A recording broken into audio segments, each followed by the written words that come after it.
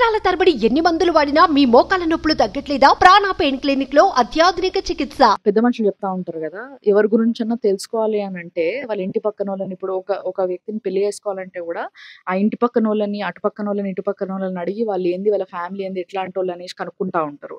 So నాకు కూడా అనిపించింది ఒకసారి ఏంది అని అంటే, ఎవరైతే అభయ ఉందో ఏ డాక్టర్కి అయితే అన్యాయం జరిగిందో వాళ్ళ ఇంటి పక్కనే ఉన్న ఒక షాప్ ఇది. సో ఈ షాప్ లా ఒక అన్నున్నాడు.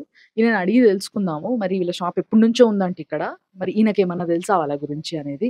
నమస్కారం భయ్యా. नमस्ते। हम साउथ से आए हैं, साउथ मीडिया है हमारा, तो हमको इतना जानना है कि लड़की के साथ बहुत खराब सा इंसिडेंट हुआ है।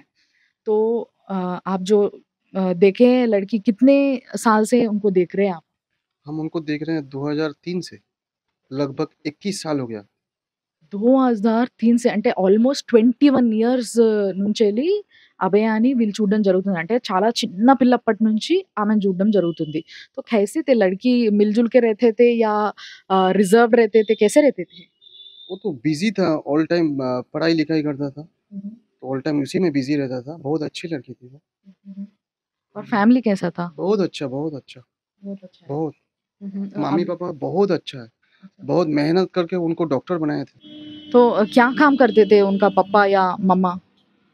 वो उनका जो डैडी है वो पहले सिलाई का काम करता था, तो बाद में उन्होंने खुद डिस्ट्रीब्यूट करना शुरू किया और मैन्युफैक्चरिंग वो लाइन है स्कूल यूनिफॉर्म का हाँ। प्रोडक्शन करती थी। घर में भी उनका कारखाना है। अच्छा, वो ऐसा ये काम करके ही उनको पढ़ाया है। हाँ, ये काम करके पढ़ाया। అచ్చా, వాళ్ళ డాడీ యాక్చువల్‌గా ఈ స్కూల్ యూనిఫార్మ్స్ ఇవన్నీ ఉంటాయి కదా! ఇవి కాంట్రాక్ట్ బేస్ కింద తీసుకొని అవన్నిటిని కుట్టి డిస్ట్రిబ్యూట్ చేసేటోడట. ఫస్ట్‌లో అయితే జస్ట్ ఒక డిజైనర్‌గా ఒక టైలర్ షాప్ ఉండేదట. అక్కడి నుంచెల్లి మెల్లమెల్లగా ఎదిగి పైసలు సంపాదించుకొని బిడ్డని కష్టపడి డాక్టర్ చదివిపిచ్చిర్రంట. तो जब ये अभया ये छोटी थे, कैसे थे? बहुत नौटंकी करते थे, कैसे थे? नहीं नहीं, ये सब उसमें कुछ नहीं था। अच्छी लड़की थी वो, बहुत सीधा-साधा बहुत सीधा साधा। हमने मेरा लाइफ में ऐसा लड़की हम नहीं देखे। और दिखने में भी बहुत सुंदर है ना? ठीक ठाक थी, अच्छी थी, हाँ। सिंपल थी थोड़ा। तो शादी करने के लिए सोच रहे हैं क्या अभी वो लोग, जब ये इंसिडेंट से पहले? तो बहन के साथ तो बात नहीं होता था, तो फिर दादा से बात होता था, उनका डैडी से। मगर ये बात हम नहीं जानते थे।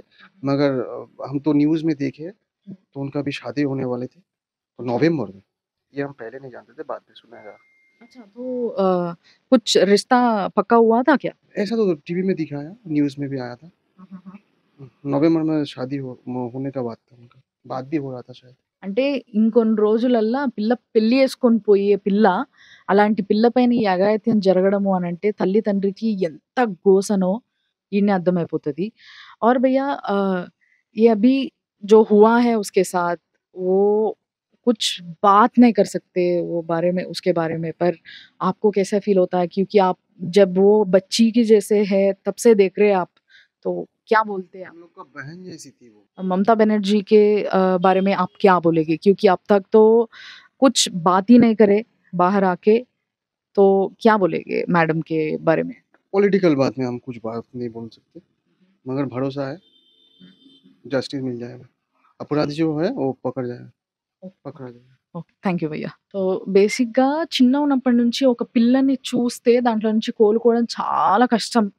సో వాళ్ళ ఇంట్లోళ్ళకి ఎంత కష్టమో పాపం వీళ్ళకి గూడా కొన్ని రోజుల వరకు ఆ ఒక వేదన, అదొక బాధ. అంటే ఆ పిల్లని రెగ్యులర్‌గా అటు ఇటు తిరగడం చూస్తూ ఉంటారు, మాట్లాడుతా ఉంటారు, తెలుసుకుంటా ఉంటారు పక్కనోళ్ళు గాబట్టి.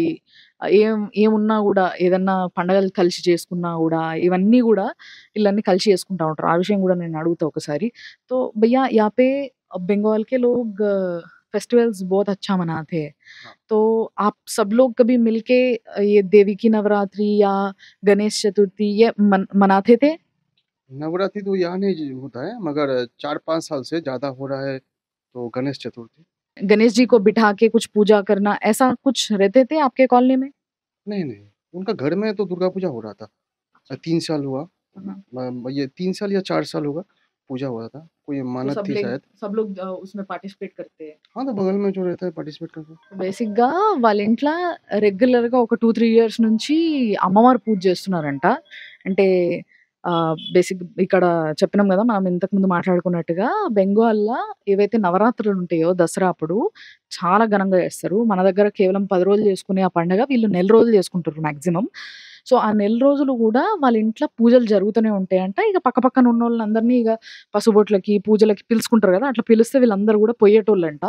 సో, గత 2, 3 సంవత్సరాలుగా ఇన్ని పూజలు చేస్తే గూడా మరి ఆ అమ్మవారికి, ఆ ఫ్యామిలీ పైన, ఆ అమ్మాయి పైన ఇంత దయ లేకుండేనా అన్న ఒక ఫీలింగ్ ప్రతి ఒక్కళ్ళకి కలుగుతది. నిజంగా చాలా బాధ అనిపిచ్చింది. నాకు గూడా ఈ విషయం విన్న తర్వాత ఇట్లాంటివి ఇంకా ఎన్నో మాట్లాడే ప్రయత్నం నేను చేస్తా. మీరు చూస్తా ఉండండి.